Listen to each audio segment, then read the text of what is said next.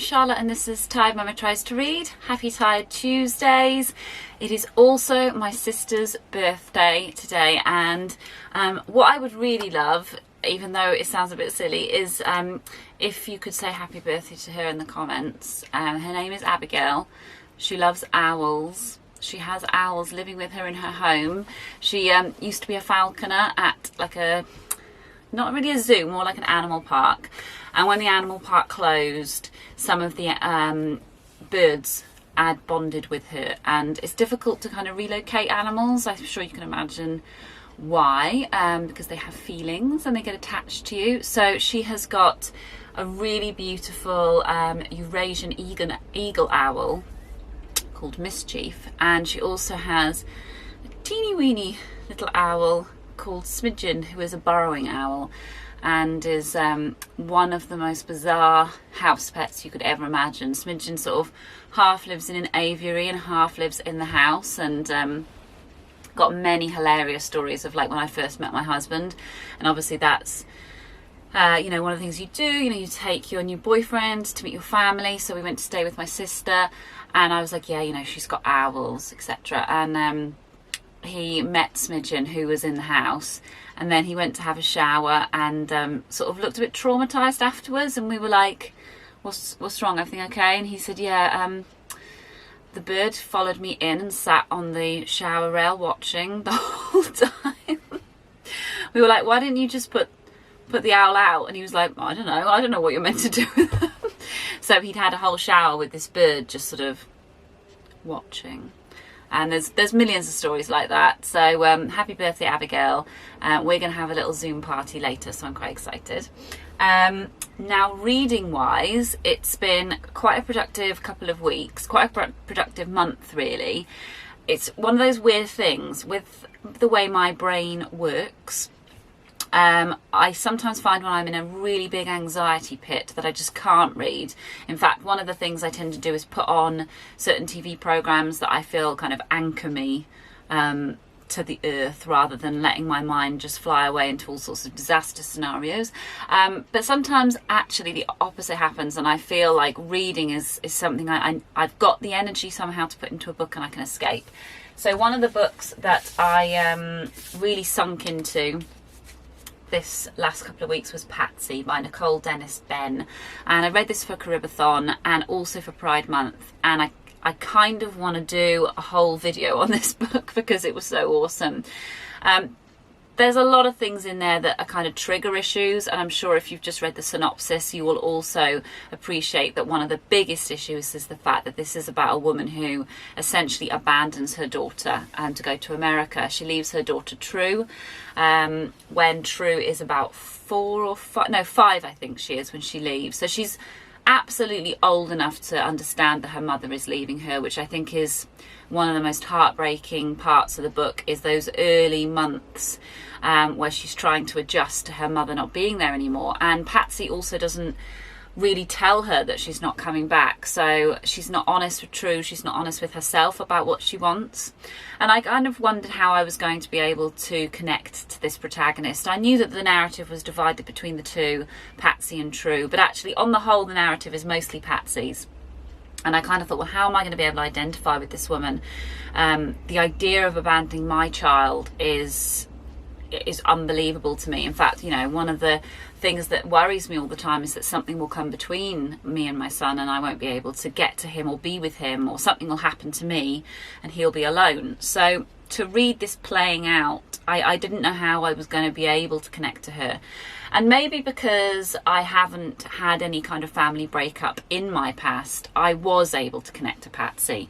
I've read other reviews where it's been more difficult, and I can completely appreciate that. And if you have got a family history that's a little bit more complex than just sort of just, you know, two parents that stick together, which is kind of what mine is, then maybe there is sort of some consideration you need to take before you dive into this book, because it is very sympathetic towards Patsy, and I think it needs to be, in the sense that we need to be able to understand all the things at play.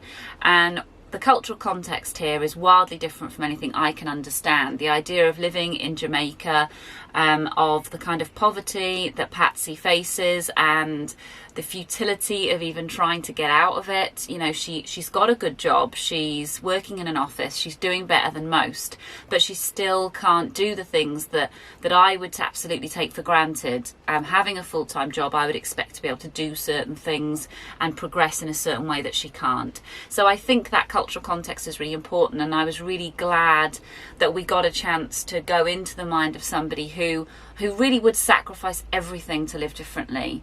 And I think the other thing obviously that's really important in this book is that Patsy is gay, although she doesn't really acknowledge that, or she's perhaps bisexual, but you definitely feel that there's more of a connection with the relationships that she's had with one woman in particular, and then, you know, any other women that she might have in her life. The men definitely seem like a kind of, not a byproduct, but they seem like she's going through the motions when she's with men, although she doesn't not feel pleasure. So I don't know, she doesn't clarify what her sexuality is, and I don't think it's really important that she does, to be honest. I shouldn't really make assumptions. That's not part of it. The important thing is that she's not fitting into the norm as is considered in Jamaica. And I've read other books on this topic before, but I feel like this really drove home how absolutely unable she is to live an honest and true version of herself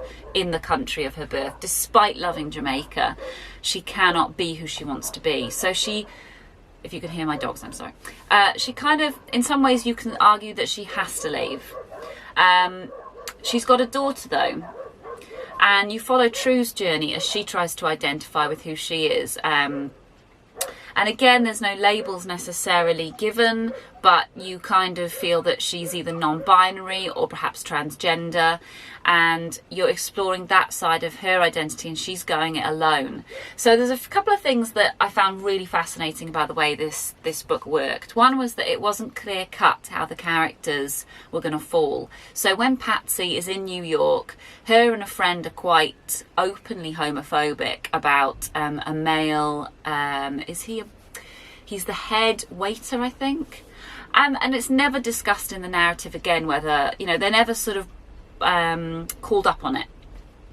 And I think that's a really subtle way that Dennis Benn has done that. You know, she's put it out there and she's not explicitly said this is homophobia, but she's almost tempting the reader into forgetting about it. You know, it's that casual stuff that you hear battered about and is dismissed. The only other writer who I can think of in the last year that I've read that does that is Bernardine Evaristo. She doesn't make her characters simple and put them in one side or the other side. She has them make complicated statements about people and other people. You know, they might be living life in a slightly different way from the norm, but then they're a little bit critical of somebody else who does it in a different way. And I felt like Dennis Benn was doing the same here when she had Patsy, you know, sort of making these jokes and slurs against this other gentleman. Similarly, there's loads of colorism in here, which I was expecting because I know, again, from reading other books set in Jamaica, that is a really big thing. Loads and loads of the women in this book bleach their skin or try and lighten their skin in some ways. The girls are doing it, and there's no narrative judgment cast upon them for doing that. The reader is left to make their own decisions and to kind of just think for themselves. I love a book that doesn't spoon feed you the answer. You know, it's because sometimes things are really complicated, and wow, everything in this book is complicated in that respect. So yeah, that was really fascinating as well. Fascinating and horrendous that women are going through that, especially the older women whose skin is described as being very yellow and dull. You know, it's in many ways, Patsy, as the observer, feels it sucked the beauty out of women, and I feel like that's a direct reflection of what Dennis Benn is saying, that by trying to achieve these beauty standards, it's actually cost them the true beauty that they had. So I found that really interesting. The only thing I kind of feel like was a little bit of a blip in the book was the end, in that everything is quite neatly wrapped up. And again, I've read that and heard that said by other reviewers. In some ways I was kind of glad, because it's really stressful times at the moment, and some of the things I've read have been quite stressful to read, and so it was quite nice to have everything tied in a big bow. But maybe it undermines the complexity of the story to do that. I don't know. It is what it is. It's still a 5-star read for me. I would really encourage any of you who've got this sitting on your shelves to read it. It's really good. Definitely read it. In contrast, I then kind of I've got some other books here that I had planned for Caribathon and for Pride Month, but I was feeling a little bit overwhelmed, and I decided to have a quick read of something that was kind of escapist. So I read My Year of Rest and Relaxation. I still don't know how to pronounce this author's name. I'm going to say Otessa Moshfegh, but I don't know. I do apologise. This was a really good read, and I would give it a 4-star, but I'm not sure about all of it. It wasn't all a 4-star. That's what I want to say. It was really funny, really acerbic, I think is the word I would use. And all of the reviews kind of say that it's you know, a fable of privilege and pain, and it is a fable of privilege. Like, you're going to be mad from the get-go at how much the lead character has going for her. She's got money, she's got the ability to step away, she's got beauty, she's got intelligence. So there's loads of this that will enrage you, but you've just got to step back and realise that the author knows that, okay? And the whole point is that it's ridiculous what she's doing, and that it is privileged, and yeah, it's all meant to be done very tongue-in-cheek. I mean, trigger warnings galore, but again, they're all done, you know, all of the trigger points are meant to be ironic, or are meant to draw attention to something in our really weird society. So there's stuff, there's racism, very casual racism.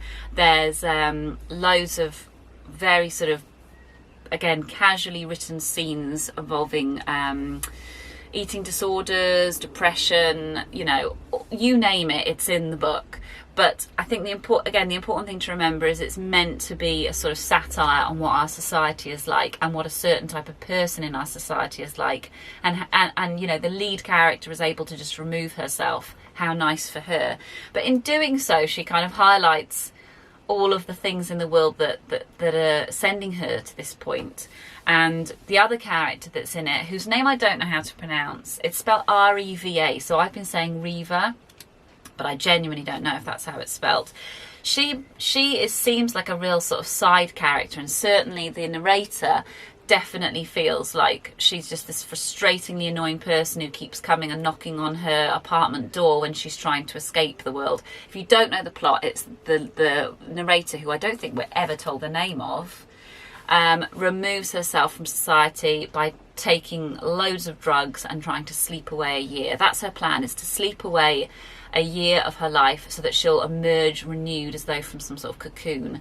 And her friend Reva is the one who sort of calls in weekly, more or less, to sort of see how she is. As the book goes on, though, you kind of start to realise that Reva is actually one of the main characters, and in many ways Reva is like the Dr. Jekyll to her Mr. Hyde. So there's an interesting sort of juxtaposition of the two, and it ends very dramatically.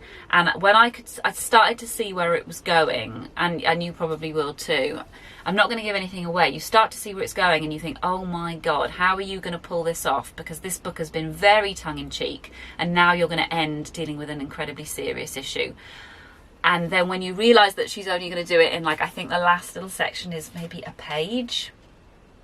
Yeah, it's one page. You're like, okay, I genuinely don't know how you're going to wrap up this huge thing that you've led to in one page. Somehow she does it, and I have no idea how. But it worked for me. It's on the edge, but it works. So yeah, I definitely, if you're intrigued, give it a go. It won't take you long. It only took me a couple of days with all family distractions and work distractions. It still only took me a couple of days. The other thing I will say is that maybe it was a book for the pandemic, but I think in some ways it's too glaring a read of privilege for these times of civil unrest. I don't necessarily, reading it straight after Patsy and with all of the booktube I've been watching about being black on booktube and all the news stories about Black Lives Matter, it's almost too indulgent in that context. So just maybe keep that in mind before you dive in, or maybe keep it on the shelf for a little bit longer. I don't know. There we go. So that's how I've been reading. I hope you guys have been having a nice reading week. It's set to be very hot in the UK, so sometimes that means I get loads of reading done because Idris is in the paddling pool and I get to do reading. I've just started Akala. Is it A History of Our Empire and Ruin? I can't remember exactly the title. I haven't got it with me.